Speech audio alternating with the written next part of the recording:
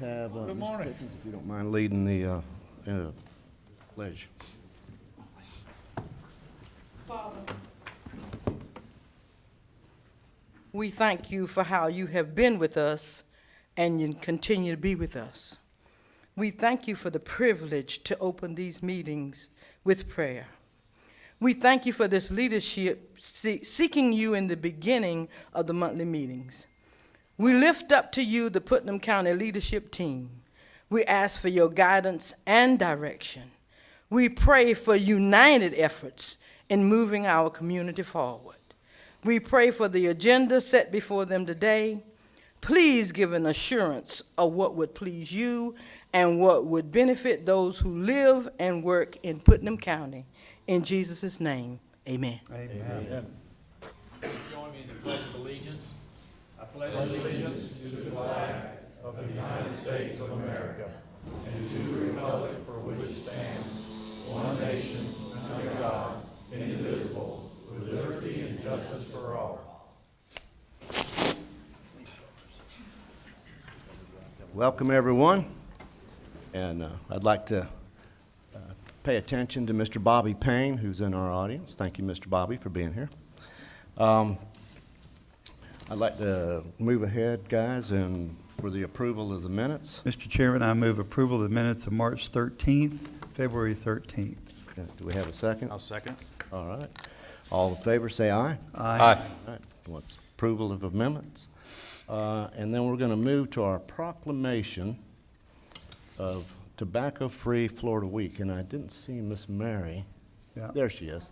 She hides behind the podium there. And Mr. Harvey, if you'll read that. Glad to, Mr. Chairman. Thank you.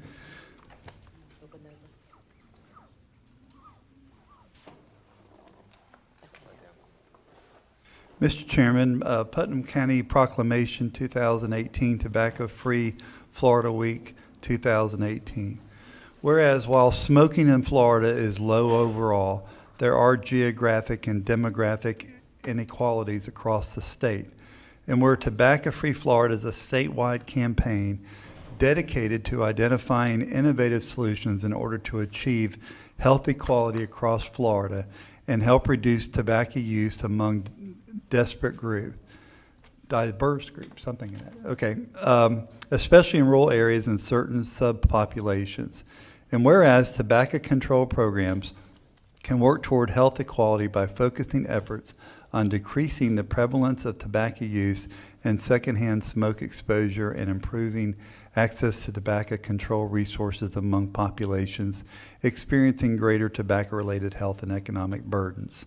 And whereas Tobacco-Free Florida's Quit Your Way program gives tobacco users in all counties access to free tools and services to help them quit. And whereas Tobacco-Free Florida and the Florida Department of Health, Putnam County focuses on addressing tobacco-related health disparities and improving health equality and tobacco prevention and control in Putnam County. Whereas the Florida Department of Health, Putnam County, is committed to the goals and objectives of Tobacco-Free Florida Week through a variety of public health activities and programs. Now, therefore, the Putnam County Board of County Commissioners do hereby proclaim April 2nd through 8th, 2018 as Tobacco-Free Florida Week. Mr. Chairman, I move approval on this proclamation. We have a proper approval and a proper second. All those in favor say aye. Aye. Aye. So moves. Just wanted to show during our fair this last 2 weeks, we had a campaign for becoming our students becoming the first generation that's tobacco-free. So we've got the banners that were signed by hundreds of youth at our fairgrounds. So we thought that might be fun. I didn't know if you wanted to have a picture with all Yes, of let's them. go. Good. In. Take this with me. Mr. Sagan, Come up along there. Sure. Hey, let's bring the banners up here. There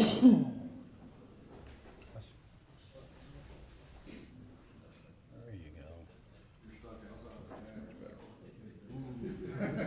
Get in the banner. Get in the banner there. Don't you want me to stand by you? Yes, because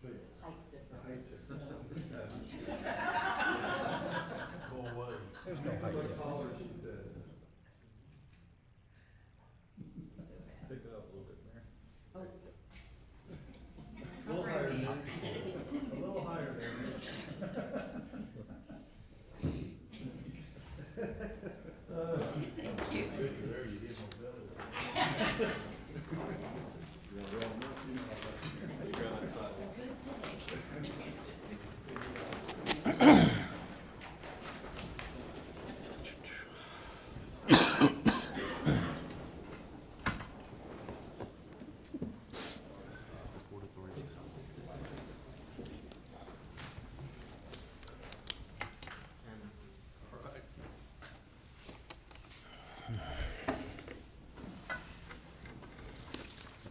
at this time, Mr. Gregg,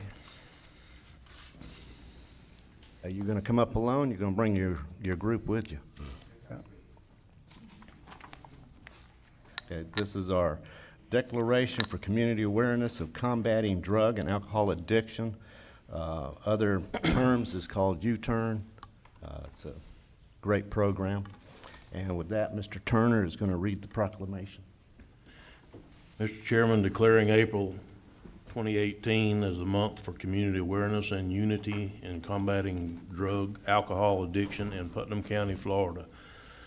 Whereas we as a nation continue to experience an ever-increasing drug and alcohol addiction epidemic with new, more potent and deadly forms of illicit drugs continually flooding all areas of our country.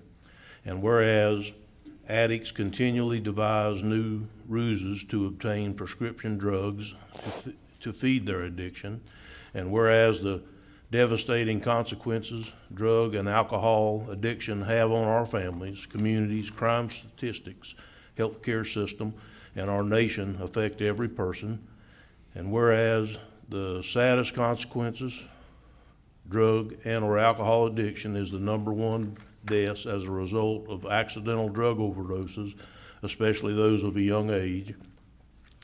And whereas Putnam County's addiction problem continues to grow epidemically, snaring all people of all ages and walks of life, and whereas recognizing the grave importance and need to battle this epidemic, some of Putnam County's elected officials, churches, local law enforcement, business owners, citizens, affected families and friends have united to fight drug and or alcohol addiction excuse me, and its devastating effects.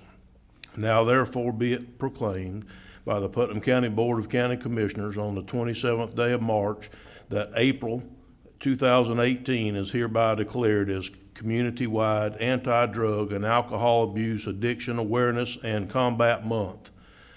Be it further proclaimed that all citizens, families, church leaders, and congregations, local government leaders, local county and city law enforcement, representatives of our local health, mental health and drug coalitions, civic organizations, and business owners are hereby encouraged to attend and participate in the upcoming 2018 U-Turn Anti-Drug and Alcohol Dependence Community Outreach to be held on April 14, 2018 at the John Theobald Sports Complex, 120 Carter Road, Palatka.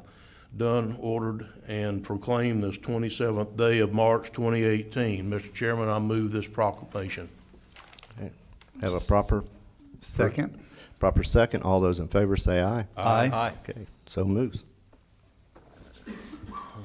Thank you, Commissioner. Good morning. My name is Greg Harvey. I am the treasurer of U-Turn Community Outreach. I'm standing in today for our board chairman, Casey Kaysen, who is out of town.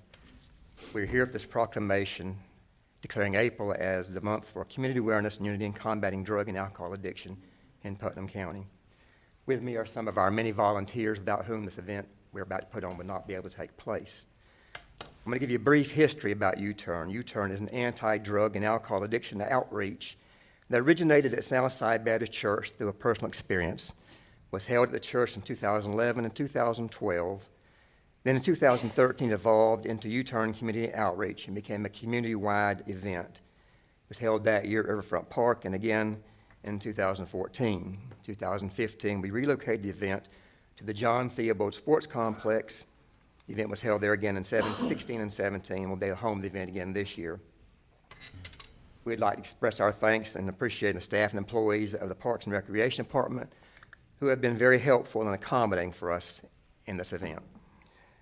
U-Turn 2018 Community Outreach is now in its 8th year. It will be held Saturday, April 14th from 11 a.m. until 4 p.m. As of this morning, U-Turn 2018 is being sponsored by 3 corporate sponsors, 15 churches, 44 businesses, 3 agencies, and 44 individuals. It takes a lot to put the event on. Our goal all along has been to help local people who are ready to make a U-turn in their lives by turning away from their addiction. Now, I'm happy to report that we've been able to do that since 2015 when U-Turn Community Outreach gave our first scholarship to a local young lady who had successfully completed a Teen Challenge recovery program. We were able to help her attend the Emerging Leaders College and earn her degree in ministry. She is now program director at a Teen Challenge facility in Pensacola, Florida. Since that time, we have presented scholarships to more than half a dozen other local young men and women to help them enter an addiction recovery program. All this is made possible only by the generous giving of businessmen, community leaders, individuals, and others in our community who have an interest in seeing people make a U-turn in their lives. U-Turn is a 501c3 nonprofit organization, fully tax deductible. We have no paid staff, and all proceeds beyond the cost of the event go to helping local people make a U-turn in their life. U-Turn Community Outreach addresses drug and alcohol prevention, awareness. We offer referrals and help, and most of all, we offer help to those who are in need. The event on this year, the U-Turn Community-wide event, will have children's activities, education, information, dramas, testimonies from Teen Challenge groups in South Florida, and from our local Celebrate Recovery group, which is headed up by Jeremy and Melissa Ray. This year, our special guests are Pastor Reggie Osborne, his wife, Dr. Marian Osborne, who has a substance recovery program at Victory Church in Boca Raton. We'll also have live music, free food, and plenty of door prizes. The entire event is free. We all know Putnam County has had its share of very serious problems and tragedy related to drug and alcohol addiction. Each and every one of us has been affected one way or another, either directly or indirectly. Perhaps on our family, perhaps someone we know, perhaps just through the crime statistics in our town, the price of everything going up. Putnam County has and continues to experience all these things. There was a pastor from the town of Manchester, Kentucky, which oddly enough is in the county of Putnam County, Kentucky, which once had a problem very similar to Putnam County, Florida. He said, "What's worse than the darkness is the lack of light from our local churches." I believe we can relate to that. U-Turn exists to try and help shed and spread light on the issue of drug and alcohol addiction in Putnam County. The U-Turn theme verse, 2 Chronicles 5:17 states, "Therefore, if any man be in Christ, he is a new creature. Old things are passed away. Behold, all things are become new." That's where a true U-turn takes place in a person's life, it's eternal, with or without drug or alcohol addiction. Having the event in the springtime, I believe, also symbolizes the newness of life all around us. U-Turn has been making a difference in the lives of others around this community. There are many others from Putnam County and surrounding areas who have turned their lives around and are now living a clean, sober, happy, and healthy life. U-Turn stands ready to assist any local individual who is ready to make a U-turn away from drug and alcohol addiction by helping them get into a Christian recovery program. Lastly, I want to thank you, the Board of County Commissioners, not just for your support, but also for the kindness that you've shown ever since the inception of U-Turn. We've always received your moral support, but for many of you, we've also received your financial support, your time, and your prayers, and we thank you for that. We have received representation from this board every year since U-Turn was started. It takes a community coming together to reach the community through outreach. U-Turn stands on a foundation of Christ unity, where Christians and community come together for good. We are thankful for you and the businesses, the churches, and fellow citizens that help us to continue reaching out to the community to let them know that we care about them and that there is a hope and a future for them that is free from the bondage of addiction. Our goal is to see hopeless drug addicts turn into drugless hope addicts. Mm-hmm. So on behalf of U-Turn and all those who stand with me today, we thank you. And may God bless you all.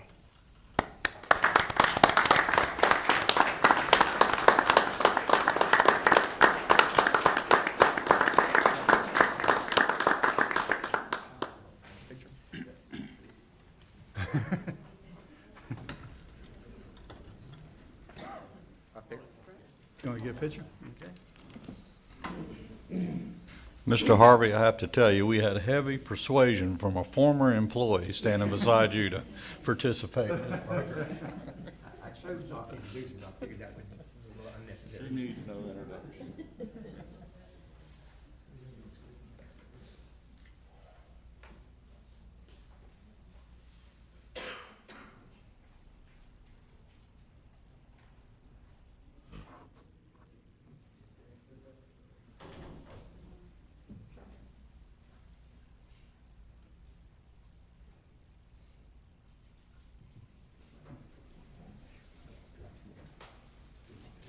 See you out there. Mr. Harvey, thank you. Appreciate that. Thank you.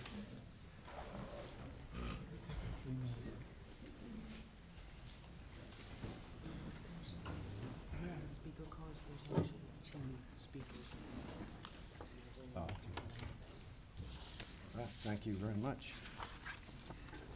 We're going to take a recess, open up our Port Authority meeting. First off is the approval of the minutes. Move approval, Mr. Chair. Okay. Second. All right, we have a proper first, proper second. All those in favor say aye. Aye. We're going to open up for any public comment on the Port Authority items. Seeing none, I'll close that portion. And I think, Mr. Manning, are you going to explain the lease on Port Road? Thank you, Mr. Chair. What we have before you today is a lease agreement for the Bargeport warehouse with a company that Castlelight Industries that Mr. Bergen primarily and I have been working on for quite some time now. I guess it's been a couple of years since we first met with them, and we talked about the spec building, and we talked about this building. We've kind of gone back and forth. But we do have a lease for the Bargeport building before you today. That lease commences April 1, 2018. It's a 3 calendar year lease with two 1-year renewals, so a total of potentially 5 years. The rent for the first year is at a zero rate. $1 per square foot for year 2, $2 per square foot for year 3, and $3 per square foot for years 4 and 5 if renewed. Basically, the reason why you're seeing a $0 lease and a reduced rent rate is I guess twofold. One, to encourage some economic development in the county. This is a business that we're hoping will grow here in our county, as well as they're doing a number of improvements to the county's building, which will be the property of the county when the lease is terminated. And that's going to include some indoor work as well as some outside work in the building to make it look nicer. And to bring a considerable amount of electrical service to the building, 480 volt, 3-phase, 800 amp, which is considerable and would certainly be beneficial for potential lessees in the future. The way the lease is structured is that they have, from the lease effective date of April 1, they have 90 days or up to 90 days to have the electrical work brought in. It's pretty considerable work that has to be done to bring the electrical in. Then once the electrical is in, then they have up to an additional 90 days to finish the rest of the improvements to the building, and then it commences. So basically, there's about up to 6 months basically for the improvements before their actual commencement of the lease. They are required to be fully operational within that period of time and to remain fully operational in order to not be in default of the lease. I know Mr. Bergen is here. I don't know if he's got any additional comments he wants to say about the company and what they do. I can tell you it is what they will be doing out there is, where do I have it in here? Manufacturing utilizing molding and extruding machines, and it is a recycled tire product. And they make things out of recycled tires. That is correct. It actually is a recycling company. What they will be doing is taking crumb rubber and molding that into products like railroad ties, utility poles, and seawall blocks to start with, and also the road crossing or road grade crossings for railroads. So it is a recycling company. Mostly what will be happening at the Bargeport is just molding with the large machines. Mr. Chairman, while we all know him, I think you need to ask him to state his name and address. I apologize. Brian Bergen, Vice President, Economic Development, the Chamber of Commerce, 1100 Reed Street, Palatka, Florida. My apologies. Mr. Harvey, you had a comment? Mr. Bergen, thank you so much for being here, and I thank you for the hard work. You know, often we hear that Putnam County offers no incentives to bring businesses in, and that's just not true. We all work very hard to bring businesses in, and I look forward to this, and I thank you for your hard work, you and our staff and our attorney, getting this paperwork done. It just goes to show that we all work together, we can see marvelous things take place. So thank you very much. I do have a Commissioner. question, though. You said Sir. telephone pole or light poles, is Utility poles, yes. that? Out of rubber? Yeah, they take a plastic composite along with the rubbers. It's all scrap product. Are they going to bend in the wind, or? They have to meet a certain ANSI standard for that as well. And we have actually been assisting them in working with a large utility in the state of Florida to get them approved. So their poles they actually have made a model and are having it tested in Colorado, I believe, is where that testing is. If you don't mind, when they're ready for a little tour, I'd love to go take a look at it. I'm sure Absolutely. they're ready. Thank you, Mr. Chairman. You're welcome. Mr. Lible? Last meeting, Mr. Manning, I asked about the crane at the dock, and I'm sure with those telephone poles being mentioned, that in this process, while he's gearing up, can we have that crane certified? We were going to check on the status. I think, Press, you're over that. Is that correct? Or did we make any progress there? I think that's. I'll have to defer to. Yeah, we have actually went back and looked at some maintenance records on that, I believe. Correct me if I'm wrong, Mr. Tompkins. We are in the process of trying to track those down, see when the last time it was actually maintenance and certified, because we received that property as a donation from someone else. So we're going to have to look and see what we can do about getting that information, and then getting a company out to give us a cost estimate if that's what it takes to get it back up and running and to the standard that it needs to be. If not, then we'll be looking at other alternatives. Okay, I'd just like to stay in his timeline, his production date, and being ready to go on our end as well as his. We'll do all we can, sir. Okay, thank you. Thank you, Brian. Mr. Chairman, I'd like to make a motion to Before approve. you do, Mr. Chairman, I have to declare a conflict in this and recuse myself from voting. Yes, sir. Please go ahead. Now, Mr. Chairman, I make a motion to approve a lease as presented. Second. All right, we have proper first, proper second. All those in favor say aye. Aye. Aye. Motion moves. We're gonna, You got old business? no, not yet. Oh, yes, you're right. Old business on the Port Authority? I have none. I have none. I have none.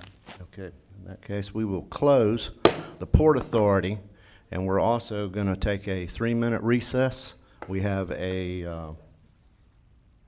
well, basically, we're reconvening, then we're gonna take a 3-minute recess. We have a 9:30 certain.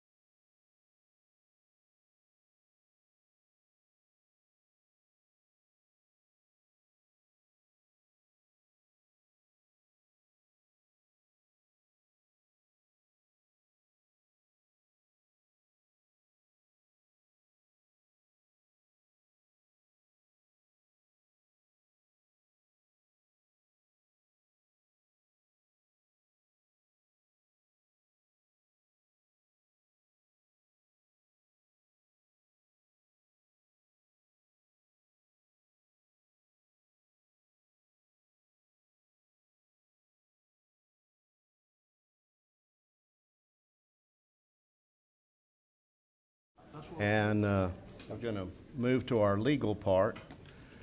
Yes, sir. Mr. Castleberry, if you'll come up to the podium and state your name and address. Russell Castleberry, 122 Pointed Woods Trail, Palatka, Florida. Good morning, Commissioners. I'm here on behalf, representing the Putnam County Development Authority regarding a bond issue on behalf of Seminole Electric. In the audience, we have Bobby Payne and Ryan Hart representing Seminole. They're in the back there. Yesterday, the Development Authority met. I believe I told this board a meeting or two ago that this transaction would be coming to you fairly soon. The Development Authority met yesterday, approved the issuance of $125,250,000 in bonds to refinance a 2007 issuance of bonds on behalf of Seminole by the Development Authority. So we're here today to get this board's approval as required by Florida statute, even though neither the county nor the Development Authority has any liability on these bonds. The Board of the County Commissioners has to approve it. So that's what we're here today to do. We have 3 of the board members, 2, I guess. 3. And Mr. Smith. Mr. Harvey, Mr. Pickens, Mr. Lible, and Mr. Smith, who's chairman of the Development Authority, were at the meeting yesterday. We had 8 of the 9 Development Authority members there, and the resolution passed 8-0. I don't know if Mr. Smith wants to add anything to this. No, but I appreciate the opportunity to serve as chair of the Development Authority, and we ask for the Commission's acceptance and approval of this resolution. That's really all I have, unless there's any questions. It's simply a refinancing of a 2007 issue, and it's very much like you did a few weeks ago on the Continental bond offering. Mr. Chairman, I'll Yes, move sir. approval. We have a proper second. All those in favor say aye. Aye. It moves. Thank you very much. That's easy.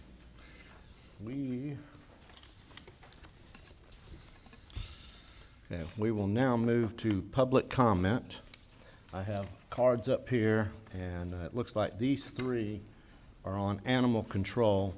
So before I go to those, is there any other public comment not involving animal control? Okay, seeing none, I will move to Willie the Lucen, and please come forward, give your name, your address, and you'll have 3 minutes.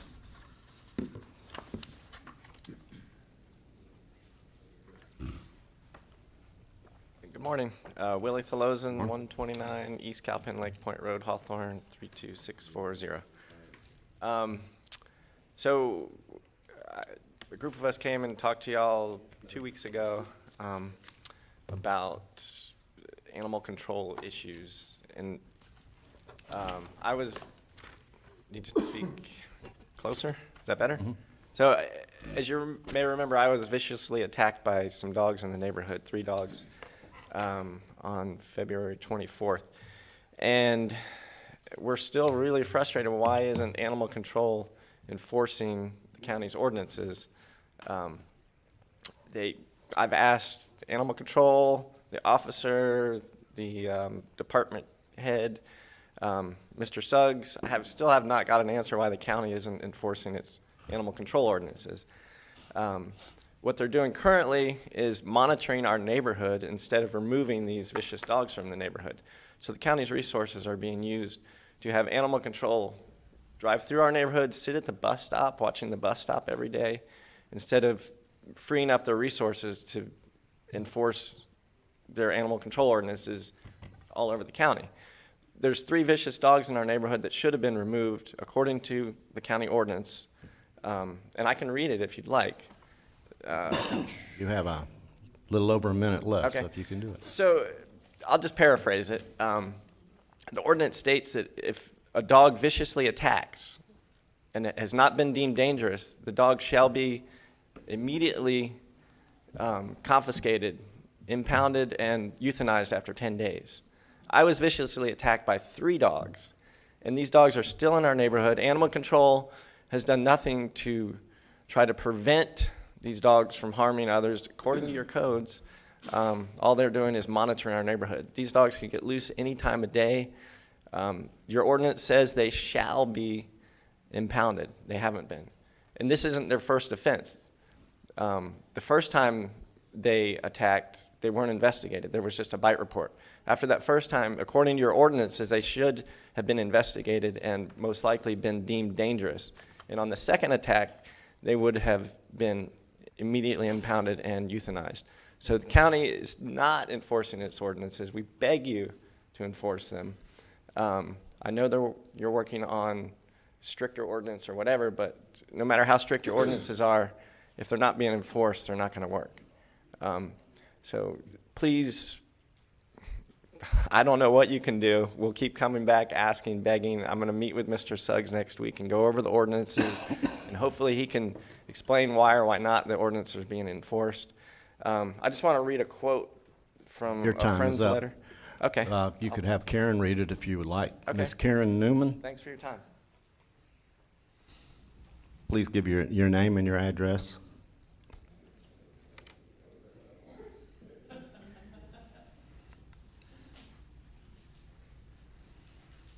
Hello, I'm Karen Newman, 148 Tucker Lake Road. Willie's writing's not the best, so here we go. When sensible codes are enforced, property values rise and people are safer. When that kind of progression happens, a community is elevated. It becomes a better place to live, raise a family, and do business. We aren't interested in moving to those counties. We want our county to be among one of those places. Dogs should have been deemed dangerous after the first reported attack. We're just frustrated with animal services. Was that it, Willie? That's it. Okay. One thing that's happening in Melrose area are there's some 3 dogs that are just being mistreated. No water, no shelter, nothing. And animal control, we were doing a lot of posts and a lot of phone calls were being made, and all of a sudden 2 of the dogs disappeared, which we assume the owners probably took away. And 1 dog is still left there. We called it animal control. They came out and they left a 24-hour notice saying, we'll be back, contact us. And in that 24-hour period, that dog could die if a friend of ours isn't over there feeding it, taking care of it. It's not her dog. She's just worried about it. It's got sores all over it. It's emaciated and it looks, anyway, the health is real bad on it. But they didn't do anything. They just left it. And they said, we'll be back in 24 hours. And the person who's actually watching the dog right now, not her dog, she's there waiting for the animal control to show up, see if they're really going to do it. So anyway, it's a problem with, that you have to wait 24 hours when you see a dog that's obviously, in the process of dying. They're just waiting 24 hours. One thing she mentioned was that the animal control doesn't even carry a chip reader, because they could put a chip reader on the ear and see who owns a dog and contact them that way through a phone number, or see if the dog has been stolen and just left there. That'd be a real nice thing for animal control to have. I don't think they're that expensive. The animal control has been at the bus stop in Willie's neighborhood. How much time? But that really doesn't do any good. Are they carrying guns to shoot the dogs if they come out to the kids? They're watching at the neighborhood. I guess they're circling around, but if all the kids are walking home and the dogs are still loose, they can still attack a kid. They can't protect all the kids from 3 vicious dogs, because the dogs can still get out of the backyard. It's not fenced in the backyard. Those owners of those 3 dogs have now closed the gate, and in the past that hadn't been closed. But it was when the Jacksonville 4 News showed up, that's when they decided to close the gate. So I guess that's probably about it. Anything else? Okay. Thank you very much. Lorraine Douglas. Yeah, please state your name, address, limit 3 minutes. Thank you. Lorraine Douglas, 181 East Cowpen, Lake Point Road, Hawthorne, Florida, 32640, Putnam County. Here we are again, 2 weeks later. The vicious dogs remain at 106 East Cowpen, Lake Point Road. The residents are still unable to walk on the dirt road or ride bikes past this house for fear they will be viciously attacked by these 3 dogs.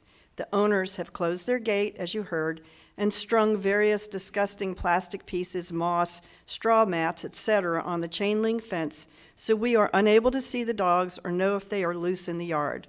Although the front gate is closed, the dogs have left the property before by getting out on the lake side of the house. Yes, we see animal control driving up and down the road, but they are not making the owners of these dogs take responsibility for what their dogs have already done. I am so tired of hearing if this was Alachua County, Marion County, Duval County, Levy County, etc., the dogs would have been removed a long time ago. And the answer is not to have all of us move to another county. Trust me. The answer is to do something about the problem, which is the 3 dogs who have attacked 5 people and viciously bitten 2 people. And that's documented.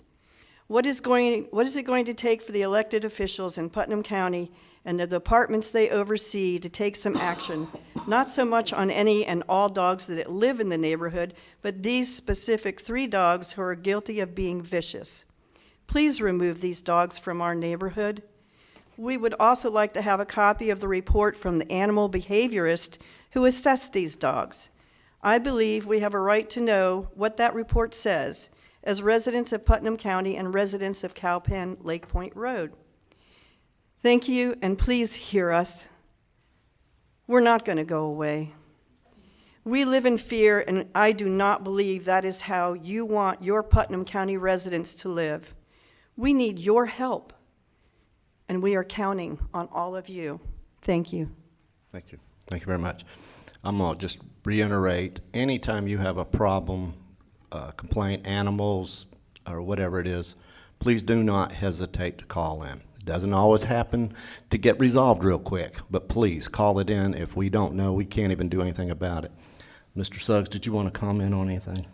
Sure, if you wish, Mr. Chairman. We don't normally do this, but first of all, I'll be more than happy to address the situation, not the comments here this morning, but the situation.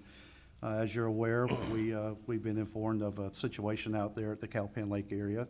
As you heard from the statements this morning, there has been an increase in patrol of the area. We've actually, and yes, we have sat at the school bus stop in the afternoon just to verify and make sure that there is no safety issues there at this point.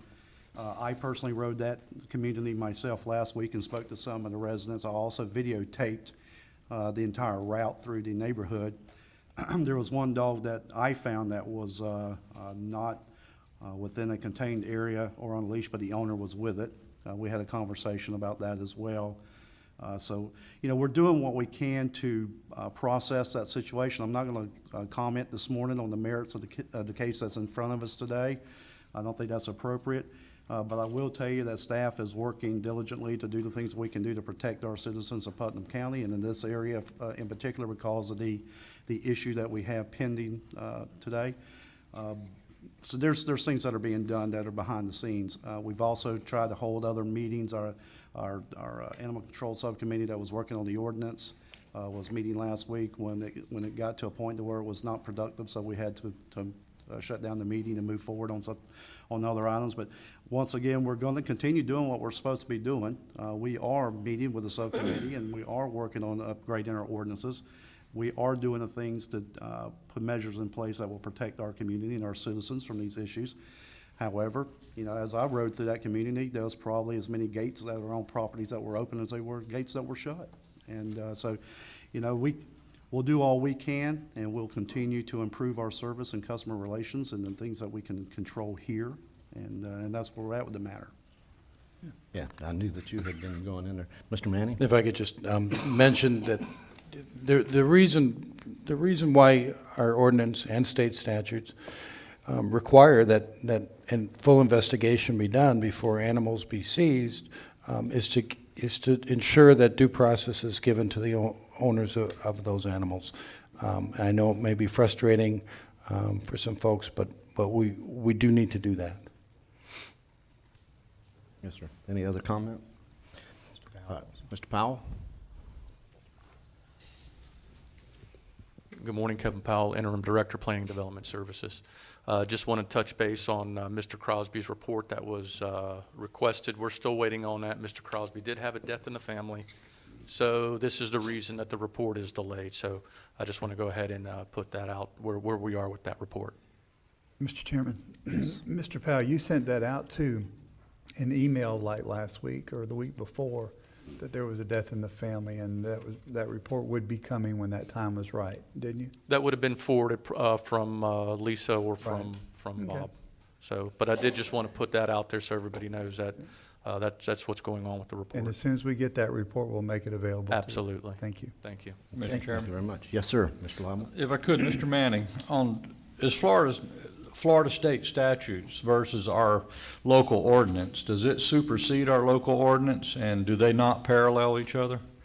Well, they do parallel each other. Our ordinance basically mirrors what's in the statute.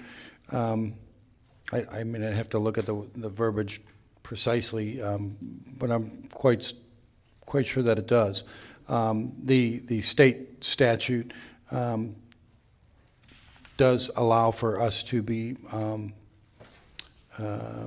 what's the word? Provide for stiffer enforcement and penalties if we so choose. It doesn't by its terms preempt us from doing that. But currently, I believe currently, and the new one as well, mirrors what the state statute requires. So if our ordinance says, according to some of our constituents this morning and last meeting, that we are to pick them up after an incident, why are we not doing so? Well, again, I think they're investigating whether the incident falls within the definition and can provide a strong case for taking the animal. And again, that is what's required. But I can't speak to the facts or what their investigation has found. They're not getting the insurance that these dogs aren't going to attack again. How can we provide that? I mean, there's got to be something within animal control. Have we been out? Ms. Suarez, could you come to the podium, please?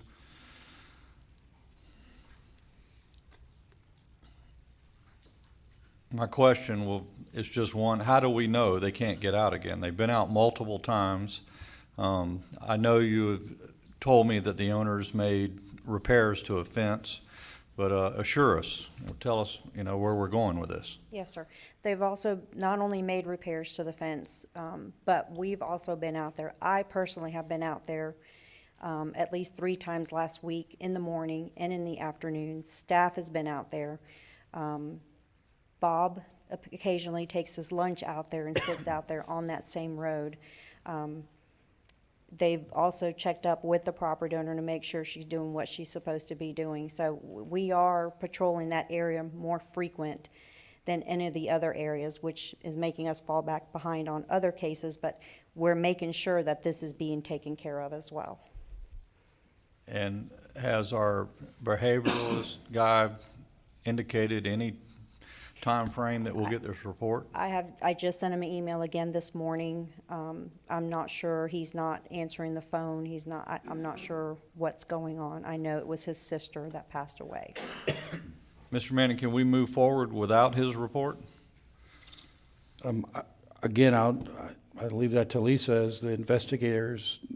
I don't know the facts enough to know what their investigation is, provided whether that gives us enough to establish the elements necessary to Mr. impound the Crosby dog. is not returning calls. That's a serious matter. I mean, these people are living in fear. I mean, we got to do something. We really do. This is dragging on. Well, the dogs have not been loose, the 3 dogs in question. Again, every time I've been by, the gate's been closed. Both gates have been closed. The only time the gate was left open is when media went there to try to talk to her, and when the gentleman left, he left the gate opened. All right, Ms. Suarez, if you could try Mr. Crosby again, let's get some Yes, sir. closure to this. I It's will. dragging too long. It Yes, sir. really is. I understand their pain. Okay, Mr. Lyman, Lisa. Mr. Harvey. Thank you very much for explaining that. This commissioner has 0 tolerance. One time is too many times for me. And if I can't control my animal, I don't have an animal any longer. I'll tell you that, how I feel. But I also want to give a little side to a story that in Interlochen Lake Estates for a few months, I've been getting calls about these dogs chasing this lady and her family. Come to find out, we can't find the dogs. Correct. We can't find the dogs. The dogs seem not to exist. And we went out there, your department went out there months ago asking the lady to sign a statement, a witness statement, which she refused to do. Correct. Only to find out that she really just wanted to move away from her landlord and use that as an excuse. Again, people use our ordinances to try to get around things sometimes. But this commissioner is glad that we are moving down this process. I'm happy that a new animal control ordinance will come out. I'm glad that the group had an opportunity. Mr. DeLose and I took you personally to that meeting the other day. So I'm glad that we're going to do that. But again, one time is too many for this commissioner. So thank you very much, Mr. Chairman. All right, you're welcome. Thank you, Lisa. Any other comment, public comment? Any other public comment? Seeing none, we'll close that portion. And we're going to move to our consent agenda. Have no items to pull, Mr. Chairman. Mr. Turner? I have none. Mr. Pickens? I have none. And Mr. Lible? I had none either. Mr. Chairman, I move approval of the consent agenda items A through M. Okay, we have proper first. Second. All right, proper second. All those in favor say aye. Aye. Aye. Okay, so the consent agenda, A through M, moves. Okay, and we have a 10 o'clock certain. Mr. Chairman, before we go there, now might be a good time to address that addendum to the agenda. Yes, sir. I was hoping, I think we've got enough time here. So we will go to basically our ship file 07-2014. And I believe, Mr. Preston, you're going to handle this?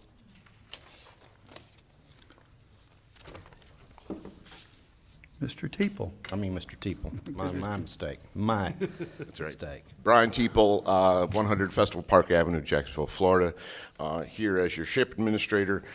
I sent you all a memo last week. We have a case of Tajera Ellis, who was assisted in the SHIP program back in 2007 to the tune of $65,838. She is now in the process of desiring to sell her home and is moving out of state, as I understand. And as you know, the second mortgage on those, when the county helps those people, is a declining second mortgage over time. And even though it has been 10 years and that note has been cut basically in half, based upon the purchase price and then the selling price, there's a difference of $13,793.63, and which leaves the county with a decision you could choose to accept a lesser amount to satisfy the mortgage. You could require a new unsecured note in the amount of the loss, or you could simply do nothing. And I'm here to answer any questions, first of all. Mr. Chairman. Okay, Mr. Harvey? Thank you, Mr. Chairman. Good morning, Mr. Teeple. Good morning, sir. How was your drive from Jacksonville? Lovely. Yes, has to be better than going up there. Yes, yes, sir. Mr. Teeple, as I struggled with this yesterday and met with our administrator and our attorney, naturally I'd like the county to be made whole as much as possible. But realistically, I understand finances, and an unsecured note is not going to help the county one bit. But also understand receiving property back is not going to help the county on a potential foreclosure. So I have a struggle there deep inside. And I want to go with the lesser of two evils. And I believe to make the county whole and not be in the real estate business, that our best option is to go ahead and forgive this. I would have liked some negotiations done ahead of time, but that wasn't possible on this case. But I will tell you that this commissioner feels very strongly the county doesn't need to be in the real estate business, and we probably need to cut our losses and run as quick as we possibly can to make our SHIP program up and running and whole again. Sure. So thank you, Mr. Chairman. Mr. Lible? Mr. Teeple, good morning. Morning, sir. How are you? Good, You sir. alluded in your opening statement that there was a possibility to pay a partial amount of this sum. Yeah, the way it stands now, the county actually will receive back $25,709.17, which can be put back into the SHIP program. Right. So they're paying off, partially paying off the second note, according to the attached closing document. Okay. Well, I guess that's better than nothing.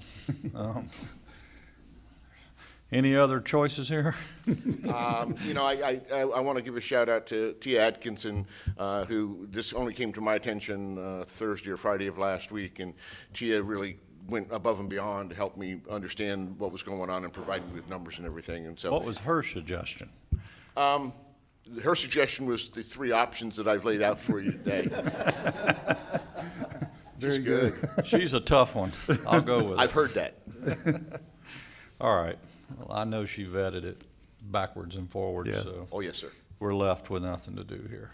And Mr. Pickens? I'm good. Thank you, Thank you, Brian, sir. for, And these type of situations, I guess we don't see these very often. Are they a rush like this was, where it's like we get this at the last minute to make these decisions and not be able to maybe negotiate for somebody, a realtor, to take a lesser amount, or for somebody else down the line to cut their fees so we don't have to absorb this much?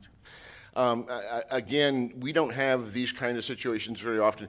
Recall, this 2007 was the height of the market, so buying high and selling not quite so high is part of the problem. But to answer your question directly, Commissioner, oftentimes we're the last to know and have to play catch up real quickly. Okay, thank you. Mr. Turner, you have any comments? The whole nature of the SHIP program is to give somebody a boost up. And that's what it's all about. This is not groundbreaking stuff that we're doing here today. I know for a fact that the SHIP program in the past has had to forgive several notes at different times and what have you. The SHIP program was never put there to try to get somebody in a crack if they sell their home or whatever. It was to try to keep somebody from making money off the SHIP program for a certain number of years. Obviously, the people aren't making money on the deal, and I just think if we don't forgive this, that it just goes against the whole SHIP program altogether. I mean, it's for a boost up. They tried, they bought their house back when it was too much money. Now it's worth less money. I just don't see where we don't have a choice other than take option 3, which is just to forgive the additional debt that the sale didn't cover. Isn't that it, Bill or Mr. People? Commissioner, actually, the option is option 1, where you would accept the lesser amount of $25,000 and change, but yes. Mr. Chairman, I move that we accept option number 1. Okay, we have a proper motion on the floor. and I'll second it for the sake of discussion. I have Okay, one more proper question. second. Go ahead with discussion. Mr. Teeple, in regards to the second mortgage, I'm with Commissioner Turner. This is a hand up for first-time home buyers, or home buyers, they don't have to be first-time. Do you think we need to address the second mortgage, the fact that this is allowable in this program? I don't think it makes it healthy. And I'm looking at it at a 30,000-foot view. What's your feeling on that? You know, there are a number of options, and counties do it differently. Some counties give it simply as a grant. I think to protect the county's interest, a second mortgage is fine. You might want to decrease the term, the forgiveness rates from 20 years to 10 years, as an example. Therefore, for example, in this case, we've had a homeownership of a 10-year period, which is a pretty good long period of time. The people are moving out because they're moving out of state. And, you know, you've given somebody that hand up, Commissioner, but yet it's not hanging out for a very long time. 20 years is a pretty lengthy period of time. It is. Okay. We'll take that in consideration. Yes. Well, I'll be back before you very shortly with your new housing assistance plan, and we can have that discussion at that point in time. Please bring it up at that time. Yes, sir. Thank you, Happy to. Mr. Teeple. All right, we have a Mr. proper Chairman? first, proper second. Yes, sir. Susan has a comment or a question. I just kind of wanted to answer the question about the late notice. We were just asked last week for the closing amount on this. Tia got contacted either by the title company or the realtor to calculate that amount, and that was just last week. So that's why it was late notice. Okay, thank you. Okay, we have a proper first, proper second. All those in favor say aye. Aye. Aye. All right, that moves. And we have a 10 a.m. certain public hearing. And Mr. Manning, are you going to handle this? No, this is a planning hearing.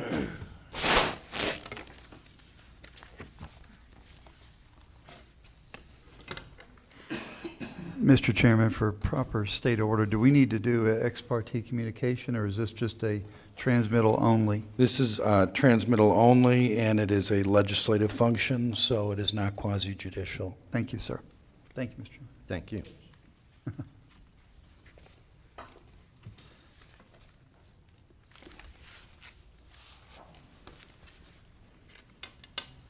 Commissioners, Mike Brown, Planning and Development Services. For you today is as it just was mentioned by Commissioner Harvey, a transmittal hearing for project LM 18001. The applicant is Big Horse Aggregates, LLC, S.J. Vaccaro, and Harold and Margaret Trescott. Agent is Environmental Consulting and Design, Inc. The request is for a large-scale future land use map amendment from Ag 1 and Ag 2 to mining on 9 parcels totaling 221.45 acres. The property is located at 363 Merrifield Lane in East Palatka, which is right on the border with Putnam and St. Johns County. As you're aware, large-scale map amendments require 2 hearings before the board. One is a transmittal hearing, which we are here today to request. Should it be approved by the commission, the proposed land use change will be sent to the various state and regional reviewing agencies, who will then send back comments or issues or concerns they have with that change, and then that will be brought back before the board for an adoption. So you will be seeing this again. The subject parcels are zoned ag, and there's a concurrent rezoning application for the subject parcel to rezone them to mining. Again, that will be brought before you. You're not acting on the rezoning today. I'm just bringing that. Will be brought forward to you also for approval along with the adoption, should you so forward the transmittal today. Just a brief history, one of the parcels was approved in 2009 for a special use permit for a borrow area. And so this is really what has happened is the applicant has utilized the amount of acreage. Well, according to the County Land Development Code, a borrow area is less than 30 acres.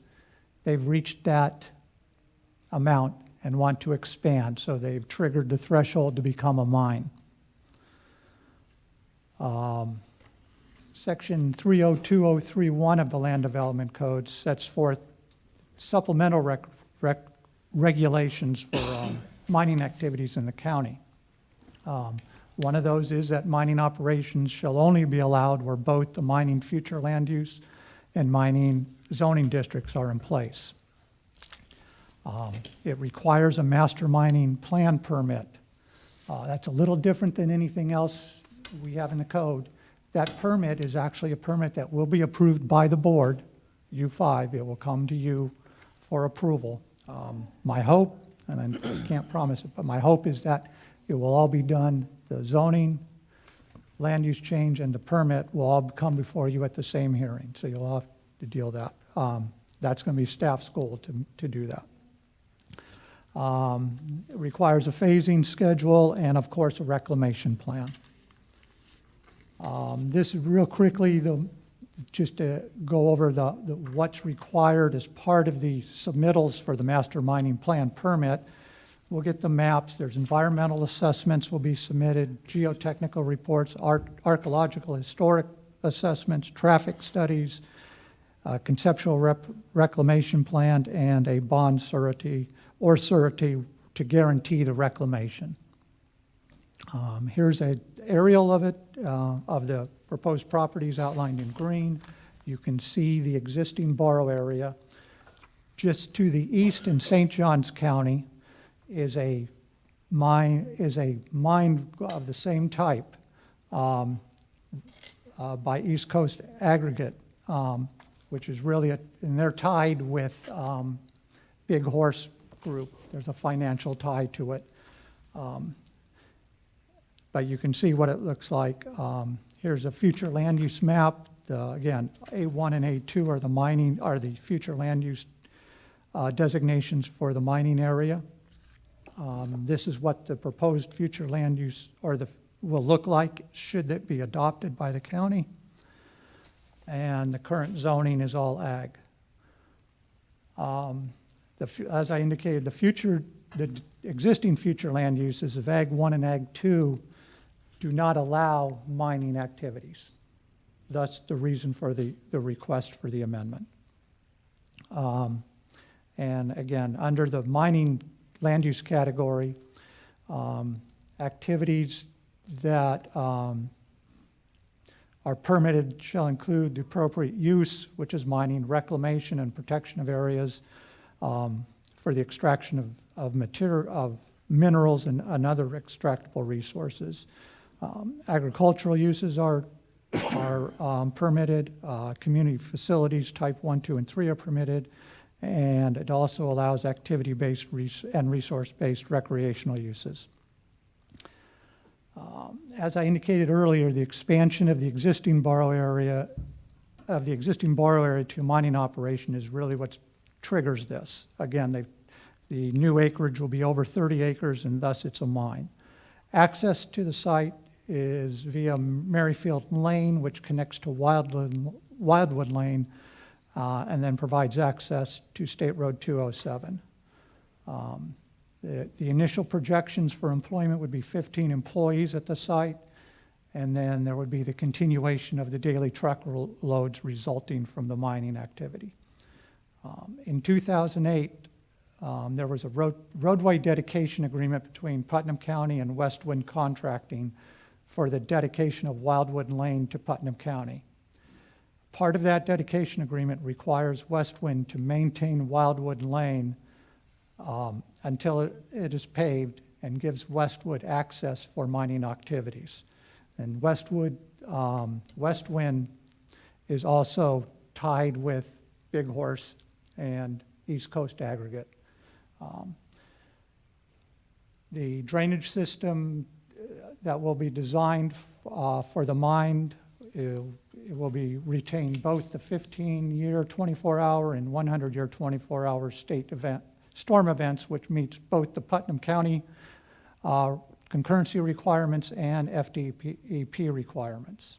There's going to be approximately a little over 6.5 acres of wetlands impacted, which will be required to be mitigated. An initial review of the Florida Master Site File lists no archaeological or cultural sites in the designated area, and there have been no critical habitats for threatened or endangered species identified within the project area. Staff finds that the land use change to mining is the only future land use category that allows mining activities. The mining operation, if approved by the board, must meet the supplemental use requirements of Article 3 of the Land Development Code, which deals specifically with mining operations. The proposed land use is consistent with the Putnam County Comprehensive Plan. This project has been brought before the Planning Commission. They recommended approval of both the zoning and the land use change, and I'll bring that up when we hit the adoption stage. But just wanted to let you know that it already has been reviewed by the Planning Commission. With that, staff recommends transmittal to the Florida Department of Economic Opportunity and the other mandated state and regional agencies for review, comment on the proposed amendment to the future land use designation of 221.45 acres from Ag 1, Ag 2 to mining. You have any questions for staff? Mr. Liebman? Good. Good morning, Mr. Brown. How are you? Good. I have no problem with the change in the zoning at all, or on the flume, but what's giving me heartburn is the lack of description of whose responsibility the future pavement will be. You're dealing with 3 different names here, but it's just not clear enough for myself. I can't speak for the others, but I'd like to know timeframes. We're 10 year. What year did we agree that pavement would be applied to this road base? The original agreement stated that, and that I think, oh wait, there was an original agreement stated that within 4 years it would be paved, the road would be paved. We're at 9. Yes, there was an amendment that shows up. I've seen it. I know the county attorney has seen it. There's an amendment that indicates that the paving would be delayed until after the mining activity was complete. Okay, I can see the benefit of that. Yeah. Won't tear up the So, road. But can we get a better description on whose responsibility it exactly is? Yes, and the master mining permit is a perfect opportunity because the board can put conditions on that permit. Okay. So we can clean it up, that's not a great term. We can stipulate that and clear that up for any future, so everybody knows the time frame and who's responsible in the future. I mean, the agreement for the dedication that required the paving and maintenance did say it was assigned to any successors or assigns were responsible for that. So it's still there, but we'll clarify that as part of that process. Okay. The residents have put up with a considerable amount of road issues over these years, and my point here is this should be their carrot at the end of the mining process. And I'd like to see it spelled out so they would reap that benefit. We will do that. Real clear on that. Guaranteed. Okay, thank you. I promise you. Any other comments? I have a couple of questions. Yes, sir, Mr. Turner. There's an out parcel in the middle of this. Is it landlocked, or is there a road headed, is there a road going into it? That's an issue that we are going to deal directly with, I think, with the applicant. Part of this process is also required to go through Development Review Committee, which the first meeting for this is scheduled for tomorrow morning. That is one of my questions to clarify that. We will not landlock any parcel. My understanding, and the applicants here, they are looking and believe they are trying to purchase that parcel. I had heard that they believe they can, but if they can't, we will not landlock, and we will guarantee that access will be provided to that parcel. Okay, I was of the understanding, piggybacking on Commissioner Liebel's comments, that originally the road was gonna be put in by approximately 2012, and then the decision was made that it would be better to wait until down the road to put it in where they wouldn't damage it with all large trucks. I can see that decision also. But if we add another level of mining to the road, that's just gonna extend it out even further, so before that we do get a pavement. So has that been addressed, or is that gonna be addressed in the development review? Yes, it will be addressed. It hasn't been. Obviously there's, I don't know, the proper shell rock or whatever they're mining there. Obviously there's plenty of it in the area. Are we gonna just continue putting the road off further and further down the road for each one of these new parcels that get approved in the area? And I'm like Commissioner Liebel, I have no problem with this going in whatsoever. I think it's, if you're gonna ever have it, this is where it needs to go. But that was my only concern, was are we just kicking the football further down the road on the paving? We can, again, we will deal with be working with the applicant on the timing of that. I'm hearing the concern and issue from the board that they don't want that kicked down the road infinitum. We will deal with that, and again, that will come before the 5 of you when we come through with the master mining permit, and the conditions will be laid out as part of that issuance of that permit. So you will see that and have the opportunity to approve it. I'm done, thank you. Mr. Lible? I just want to remind you not to forget assurances. Yeah. I want, if we can, if it's possible, I'd like to see the assurances that Yeah. in the future we get that. Okay. Yeah. That's a requirement. Very, very important. Yeah. Okay. Mr. Harvey? Thank you, Mr. Chairman. I take a little different stand, Mr. Brown. I understand that this agreement was made a long time ago in good faith when they probably were the only ones out there. But I don't see, as a person of business that I like to call myself, that we make any other business pave their road when they're done.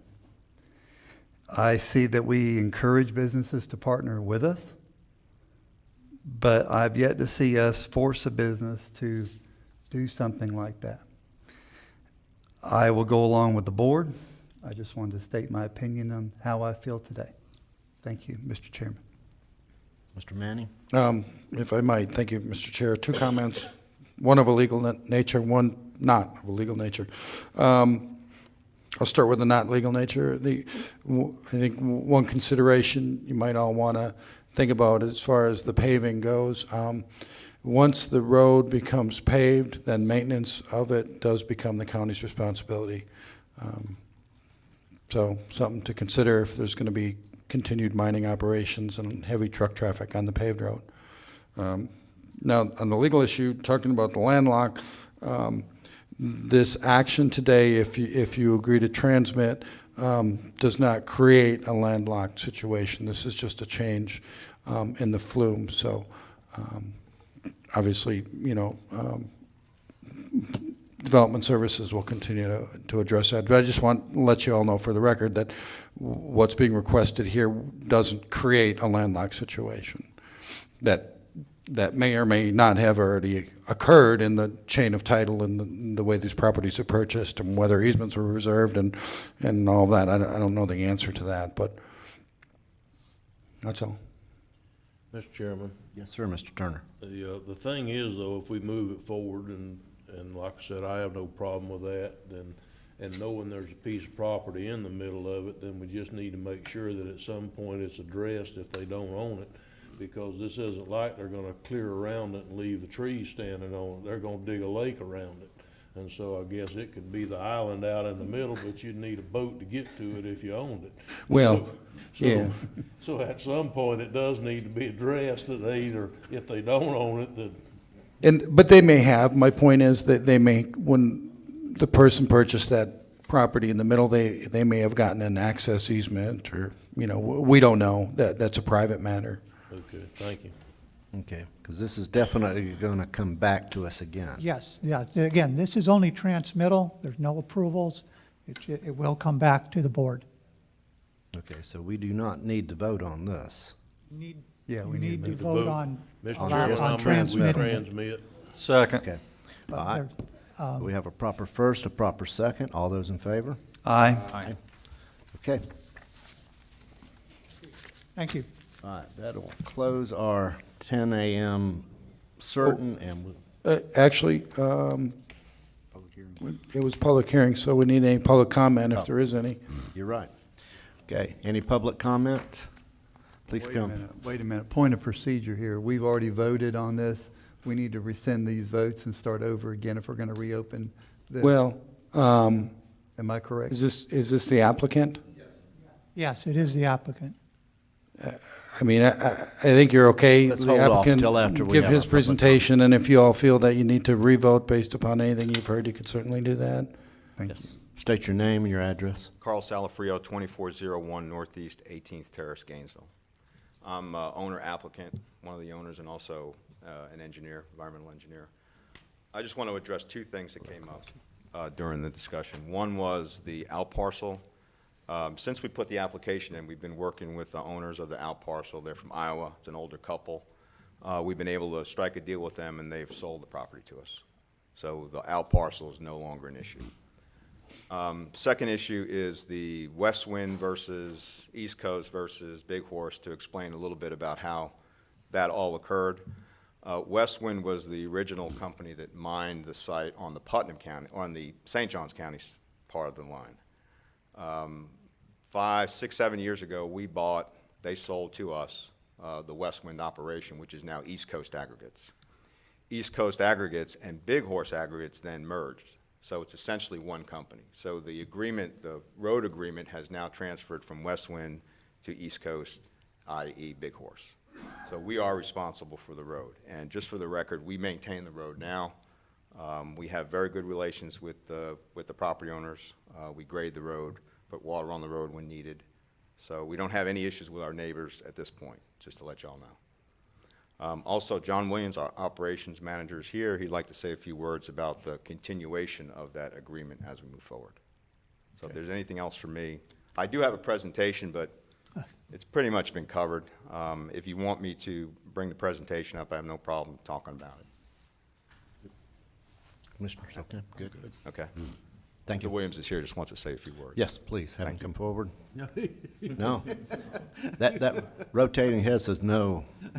Well, I wanted a shot at him. Okay, so is there any other public comment at this time? Seeing none, we'll close that. Commissioners, we want to stay with our motion. Okay. Everything's, all right, so that closes that.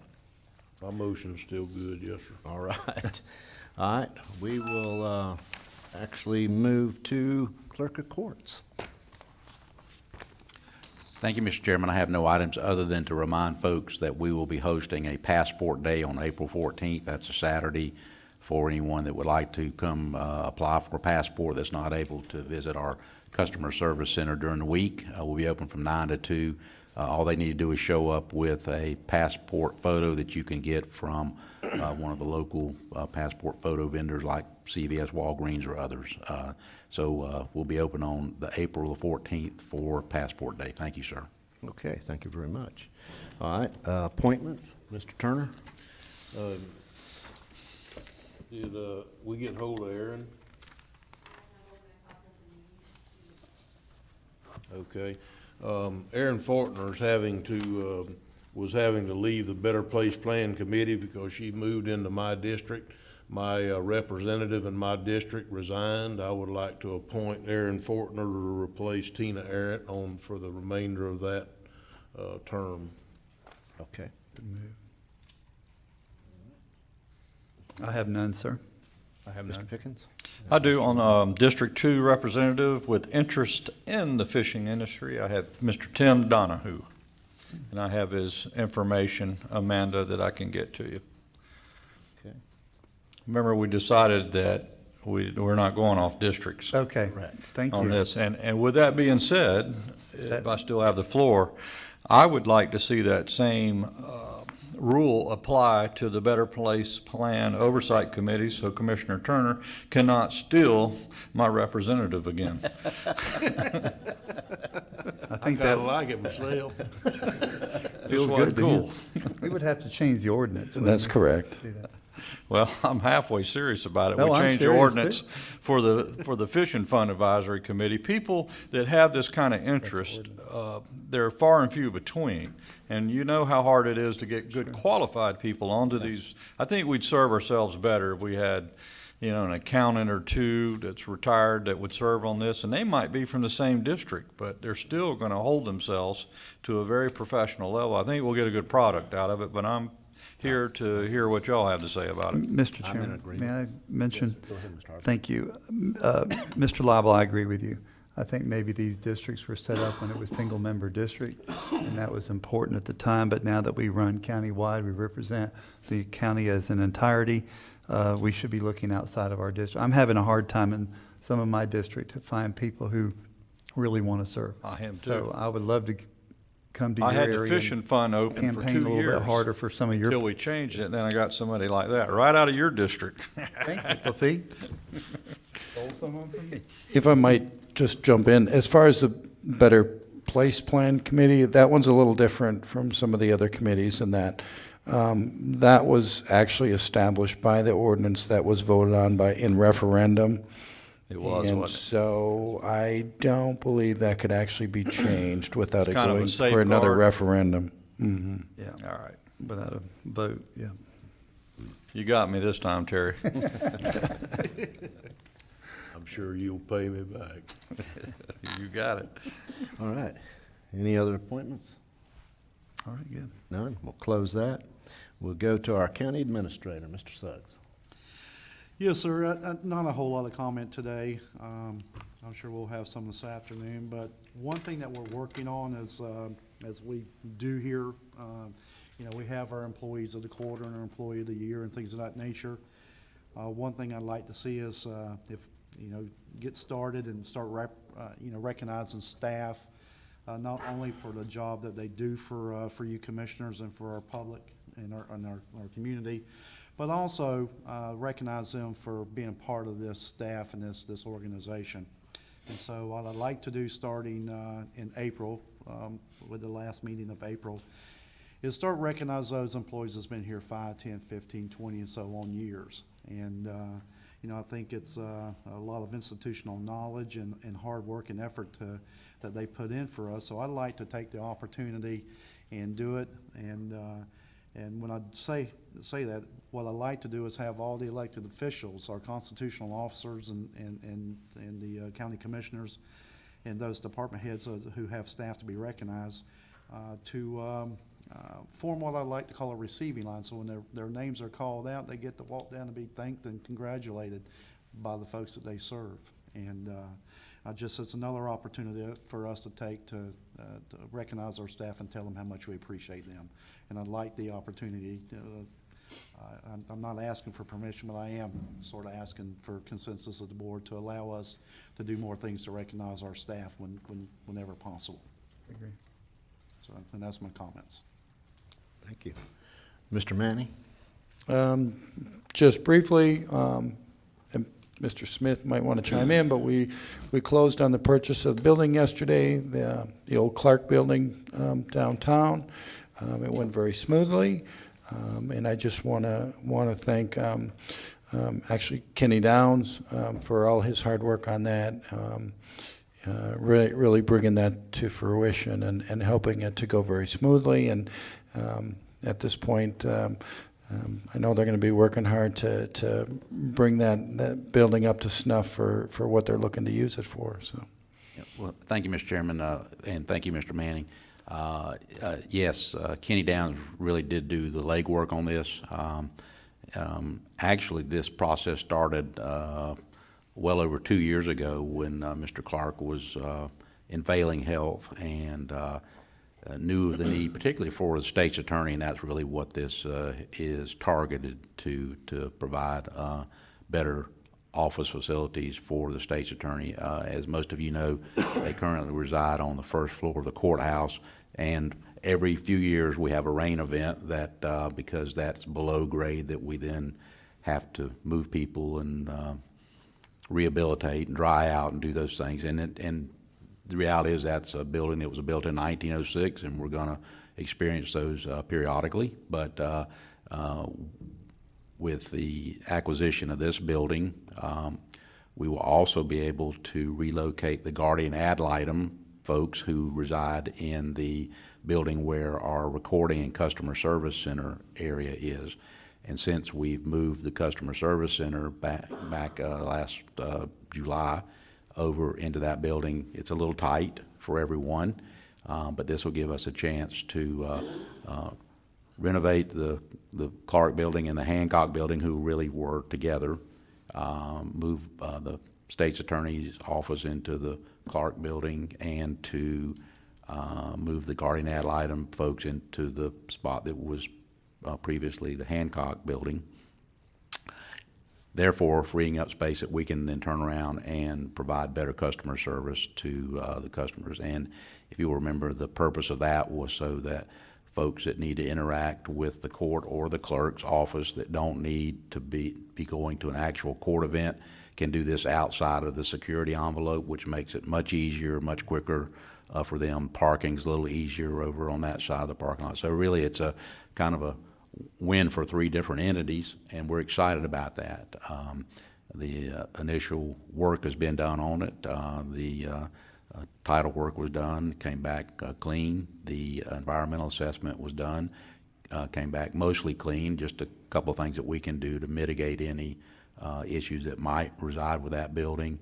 And basically what will happen now is an architectural process will start to try to lay out how the offices need to be arranged for the state's attorney and the guardian ad litem.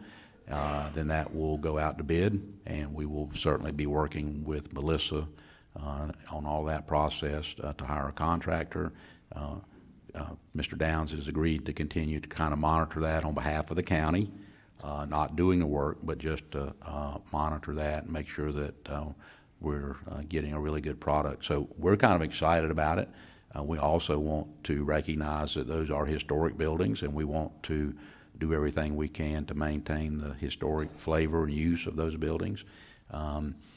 Fortunately, this is not taking buildings that were used in retail sales. They were office buildings and will continue to be office buildings.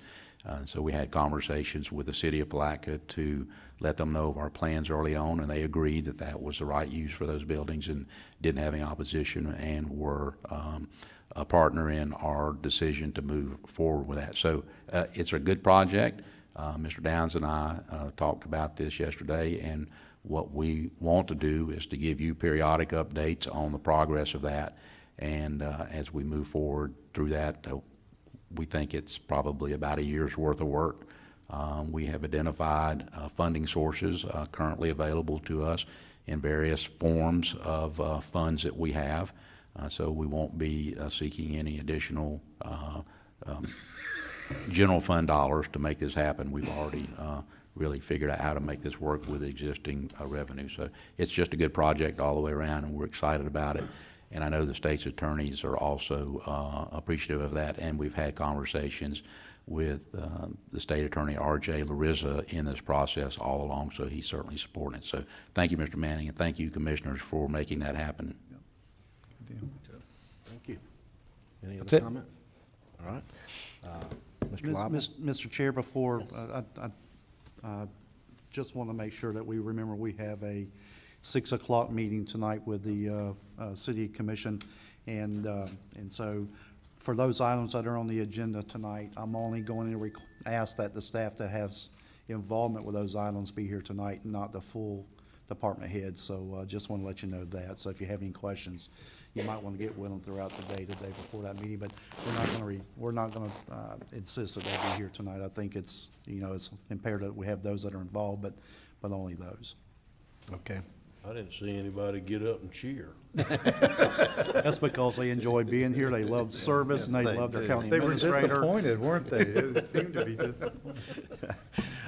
Any comments, Mr. Lible? Yes, I just want to reflect on the fair last week, particularly the ag events. They went really well. The sale was great Friday night, and the folks in this building that participated in that show, we supported the heifer showers this year.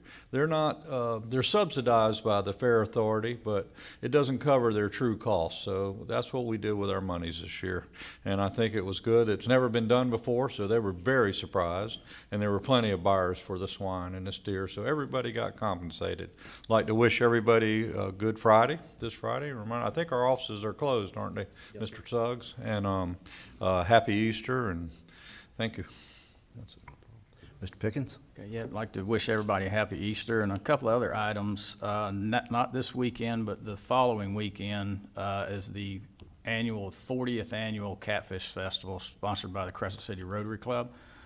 Starts out April 6th, Friday at 1 o'clock. The arts and crafts booth will open, and then at 5 o'clock there's a gospel sing, and catfish dinners will be for sale, and then starting at 9 o'clock all day Saturday. We'll have the Catfish Festival with the world-famous swamp cabbage being served at 9 o'clock.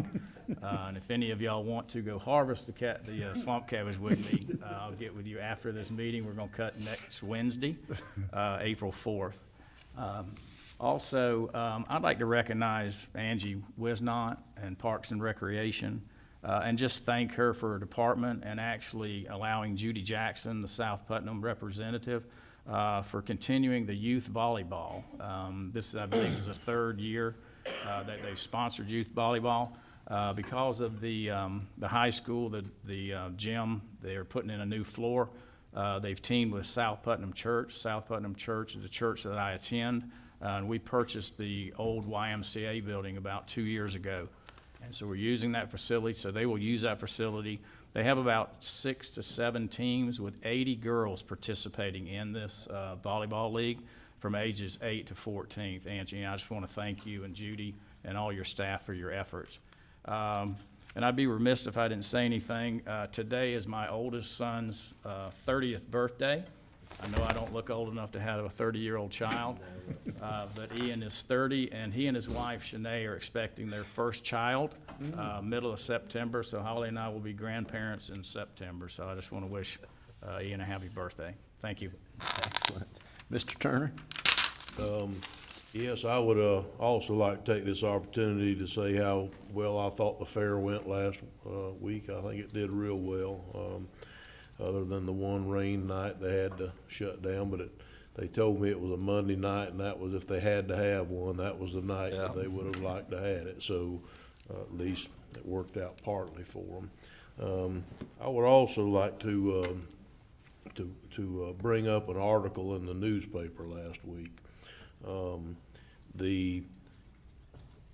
We had the discussion in workshop on the tractors and mowers and the leveling blades and what have you, and then we broke and went to the civic luncheon and then after the civic luncheon we went back into workshop and continued the discussion. And so I think that the newspaper didn't get the second half of that conversation, because it made out in the portion that was printed, it made out like I was against being conservative in purchasing the tractors, and that I wanted to blow up and make public works bigger, and that, I mean, because that was the comments that Mr. Harvey made just before we took the break. Well, the part that Brandon missed when he didn't make the afternoon meeting was that I'm not necessarily wanting to be in the mowing business either, but whether we like it or not, we are in the mowing business. And so we need to take this equipment to raise the level of service to the level at least partial of what we would expect somebody else to do it for if they were outside, if we were renting it out. We also passed today a mowing contract on the our consent agenda for exactly that purpose. Part of our mowing went out of house today. It had been done and some was added, but it still went out today. So like I said, we are in the mowing business, and the plan that we discussed in workshop takes that single purpose piece of equipment and takes all 5 of those tractors and turns them into dual pieces of equipment. You can now mow with them, or you can do roads with them. So I just wanted Brandon to hear the second half of that story, or like Paul Harvey says, the rest of that story. So with that, Mr. Chairman, I thank you. I'm done. I'm going to add in there too, because I had several phone calls because of the newspaper. Once you explain it, everybody was happy with it, and what they really liked was the fact of easy, if we need to move a piece of that equipment to one end of the county to the other, it's easier for us to move it. We can put it on a trailer and take it instead of having to drive a grader. So, yeah, they didn't quite get page 2. Right. Mr. Harvey? Thank you. How do you follow Paul Harvey, right? I don't know. I want to say thank you to the Board of County Commissioners, all the commissioners, including our county administrator, our deputy administrator, showed up Friday night And we cooked 190 steaks for the dinner for the buyers and had a really good time out there. No county business was discussed, and we just had fun cooking, if you can imagine, 190 steaks. They were good. Some of them got a little bit more done. Some sustained injuries while they were cooking, non-workers' comp injuries, by the way. And but we do appreciate. It was fun to have us all together and fun for the community to see us all out there. Mr. Suggs and Mr. Reynolds, thank you for coming and adding laughter to the moments too, and we appreciate that. Also want to say thank you to Angie. Last Saturday, the opening day at Flora Home Ball Field. Might not mean a lot to you, but to the people in that community, it meant a lot to them. And Angie, thank you for catching their vision with them. I know you've been wanting to partner with people to make our parks better, and it surely showed Saturday. A lot of work by the Parks and Recreation Department went into making that a success. A lot of work went into the pavilion with the partnership of Florida Power and Light, the new playground equipment with Vulcan Sand Mine, and now I'm being told that pickleball is being requested, and it's going to be coming to us soon. So it's just it's a wonderful thing to see those little T-ballers have so much fun out there on Flora Homes Ball Field that hasn't seen any sustained action in a long time. And Angie, hats off to you and your staff for, I know it's painful at times and it's a lot of work, and I do realize that. But, you know, we often walk around and hear constituents say there's nothing for our kids to do. Well, that's not really true. There are places and there are things for our kids to do in this county. And with the help of our Parks and Recreation, we should be able to make that happen. Also want to say happy birthday to my third daughter, Lindsay. Her birthday is this coming Thursday. She'll be 32 years old. Happy birthday, Lindsay. Mr. Chairman, that's the end of my comments. Thank you. Mr. Lible? I was praising the livestock programs. I forgot to thank the Fair Authority. Yes. The fair this year, I felt, Commissioners, was probably the best looking fair we ever had. And primarily, we paved the entrance. It kept the lime rock dust off all the rides, and the paint stayed shiny for the whole week for the first time. Had a lot to do with it. But it was crisp and nice looking. I thought the personnel were dressed in uniforms. And even Degler, the people that come with the rides and stuff, were in safety gear and hard hats and steel-toed shoes. I was just totally impressed. It wasn't your normal carnies. But anyhow, I felt we needed to say that. We thank the Fair Authority. They're doing a great job. They're really growing our fairgrounds and its venues, and we have them to appreciate. Thank you. Yeah, and I'll go in on that comment. The fair was fantastic. It was enjoyable, very clean, like you said. The paved road, we got a lot of comments on Public Works getting that paved road done. I had a couple comments on our officers out there riding the horses around. I thought that was pretty neat.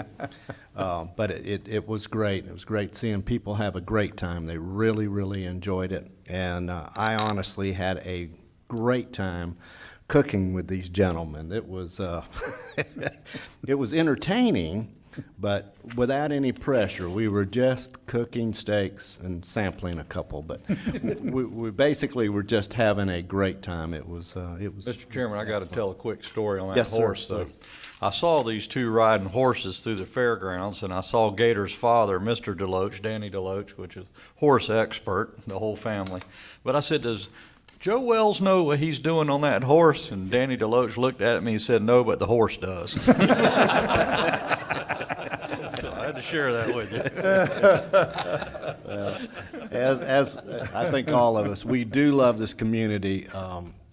I travel all over, and there's always something going on. It's just a pleasure to live here.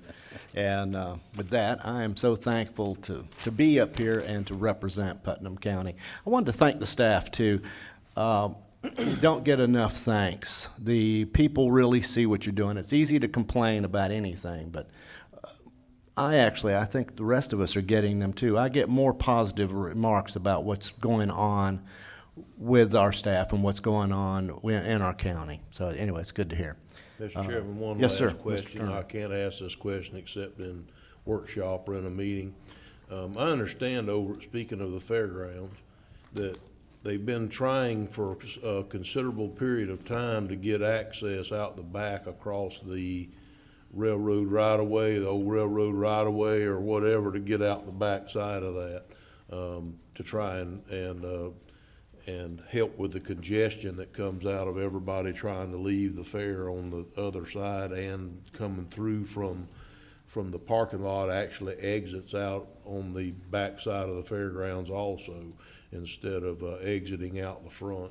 Does anybody have any history of why we haven't been able to get an easement or something across that? I mean, I understood that maybe the railroad was approached a few years ago perhaps, and that they just turned them down, or do we have any knowledge of what went on there at all? Or is that back before everybody that's up here is here, or? No? That's a I good think it's a question good for thing to Mr. come up- Castleberry, our former attorney.